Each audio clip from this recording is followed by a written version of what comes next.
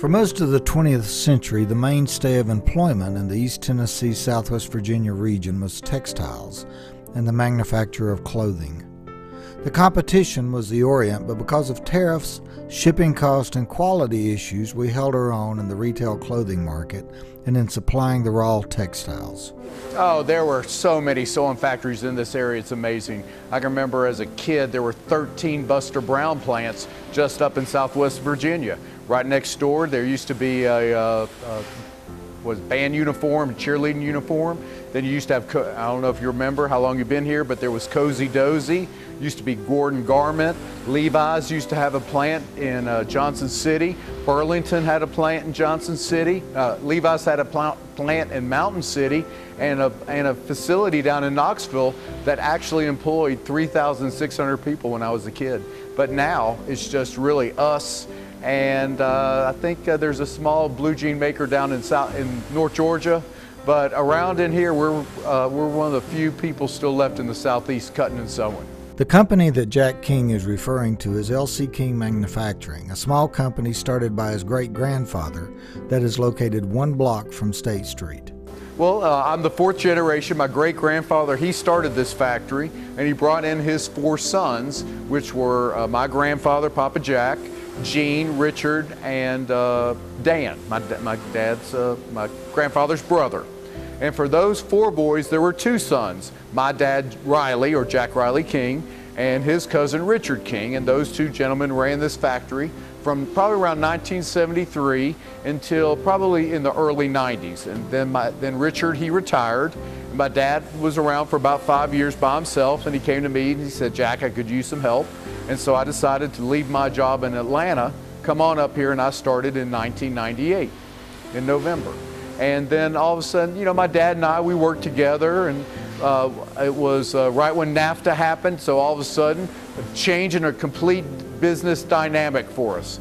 That business dynamic was devastating for the company. All the production basically packed up when NAFTA came, and then 3 or 4 years later when China joined the WTO, it took the tariff off any imported clothes coming in from China, and all of a sudden just the garments that were being imported into America actually reduced in price by 40%.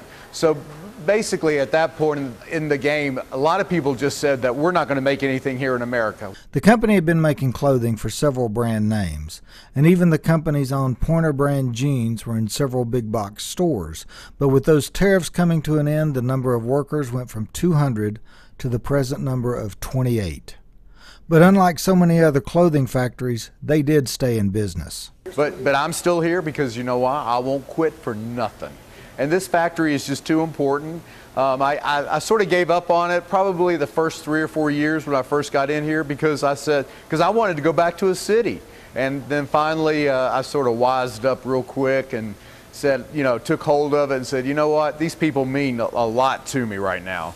And I'm not going to do anything to detriment their way of life. Or, you know, I got a lady here, she's been here 40 years. Her sister's been here 30-some. I got several employees that have been here over 30 years. That's spending your whole life in one factory. And when you meet these individuals and you sit and have lunch with them and just, you know, just hang out with them and stuff, you know, they become your friends and you want to work harder to make sure that they have a place to go and have a nice life and make a great product because they enjoy making it. They really do. That's the key. But, you know, this is a great place to live, and I'm glad I made the decision to come back home. That decision is beginning to pay off. There's nothing that says America more than a pair of blue jeans. And while the older generation seems to gravitate to stores with the lower prices, these youngsters, or young hipsters is what they're known as, they're actually gravitating back to authentic Americana, which is the overall, the carpenter jean. You know, they're looking for something that's comfortable to move around in, and that is the perfect item for us, is because we make them probably the most comfortable jean you'll ever put on your body. Younger people going after a specific clothing style is the definition of fashion. Could Bristol, the birthplace of country music, also be a center of fashion? The idea is not as crazy as you may think.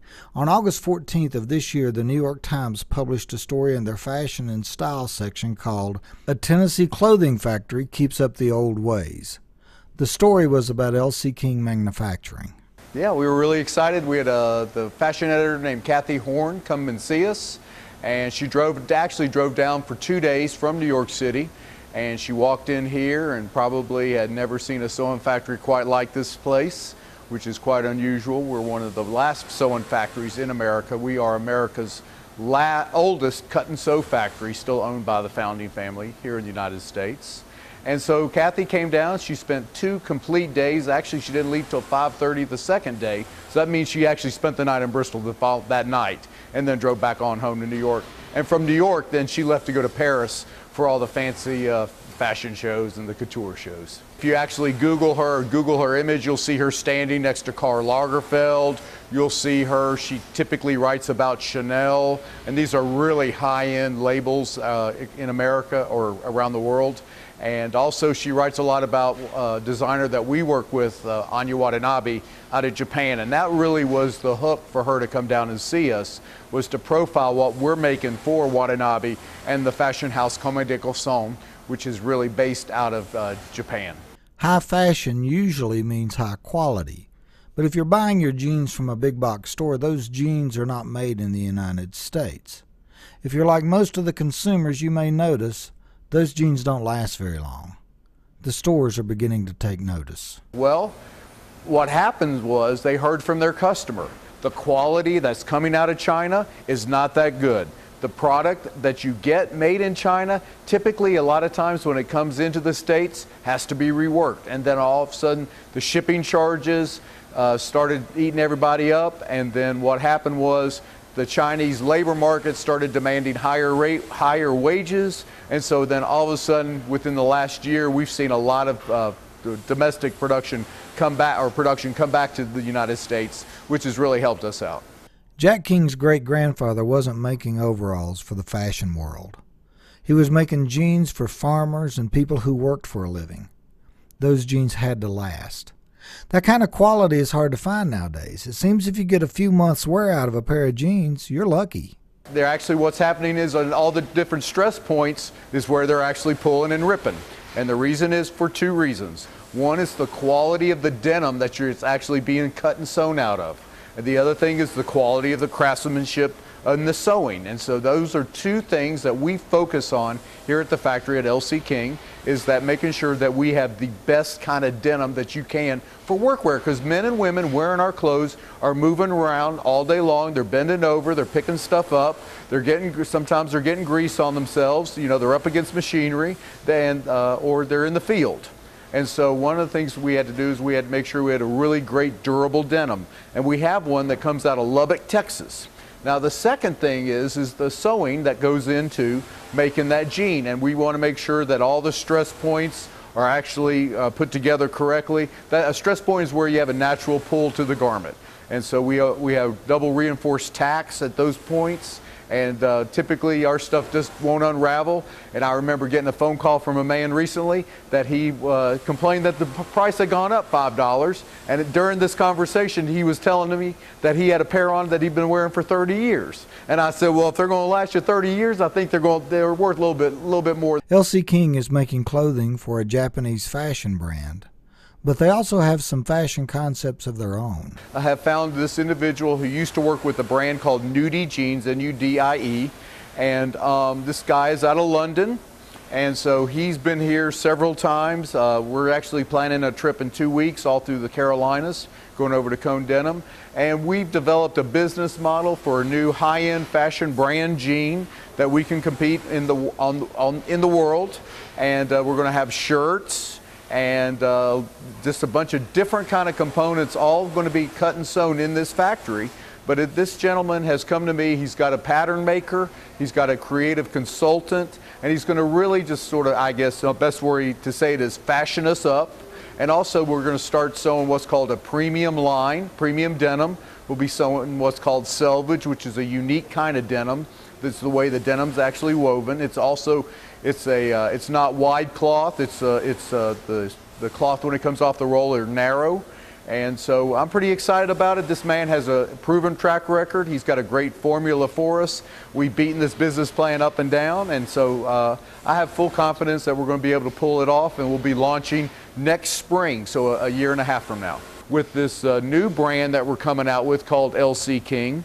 We've actually trademarked that around the world. We've actually bought the domain name lcking.com and have now started to create a brand called LC King, which by this time next year, everybody will want to be wearing, because it is going to be one of the few jeans that comes out of the actual factory that sells the brand.